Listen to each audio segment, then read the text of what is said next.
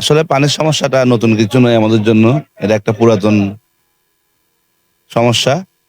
এই সমস্যা আসলে সমাধান কিভাবে হবে আমারও জানা নেই। কেউ জানে না। কারণ আপনার দেখেন খালের মধ্যে কোনো ময়লা আবর্জনা কিছু নেই। খাল পরিষ্কার করে গিয়েছে ইদানিং সেনাবাহিনী, এই চট্টগ্রাম সিটি কর্পোরেশনের মেয়র সাদাত ভাই নিজেই তদারকি করে এগুলা করে গিয়েছেন।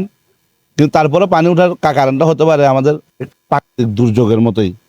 আপনার আমার পানি ধারণ ক্ষমতা 1000 লিটার, কিন্তু পানি আপনি দিচ্ছেন 2000 লিটার। এগুলো যাবে কই আরগুলা? এগুলো উপরে পড়তে হবে। যেভাবে আমরা একটা টাঙ্কিতে যদি 1000 লিটার পানি হয়ে যায়, ফুল লোড হওয়ার পরে যদি আপনি পানি দিতেই থাকেন, তাহলে এটা উঠতে উঠবে। এই জোয়ার এই পানিটা ঠিক তেমনই ওইরকমই, মানে আমাদের ধারণ ক্ষমতার চেয়েও বেশি বৃষ্টি হচ্ছে।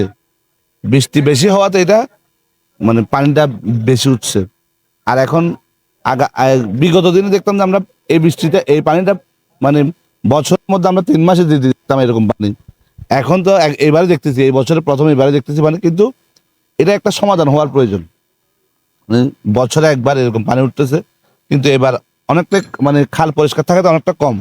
এখানে আমরা এতটুকু গলা পরিমাণও পানি দেখছি, এখানে সাঁতার কাটছি, মানে রিক্সা একটা ডুবে গেছিল, রিক্সাতে চলার মতো পানি ছিল না।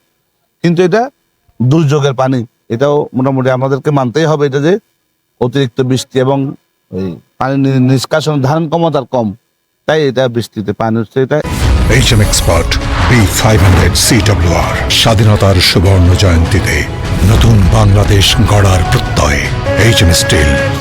প্রচুর পানি ছিল, এবার খালে তেমন ময়লা আবর্জনা নাই, খালও পরিষ্কার, যার কারণে পানি একটু কম আছে। গতবার এই দিনে আমার ঘরে 2-3 বার পানি উঠছিল, কিন্তু এবার এই তুলনায় মানুষ সচেতন হয়েছে অনেক। খাল রাস্তাঘাট এগুলো সব পরিষ্কার, যার কারণে পানির একটু চাপ কম, বৃষ্টিও অনেক যাই পড়তেছে। মোটামুটি গতবারে আমার বাসায় পানি উঠলো, এবার কিন্তু পানি উঠে নাই, যার কারণে আমি বলতেছি এটা আমাদের প্রতি বছরে বৃষ্টি আসলে পানি থাকবেই। যাই হোক, এখন আমাদের চেষ্টা করে এটা যেমনি কিভাবে করা যায়, আমাদের চট্টগ্রাম সিটি কর্পোরেশন যেভাবে সুন্দর হয় জনগণকে সাথে নিয়ে মেয়র সাহেব এই ব্যাপার নিয়ে কাজ করবে। ধন্যবাদ।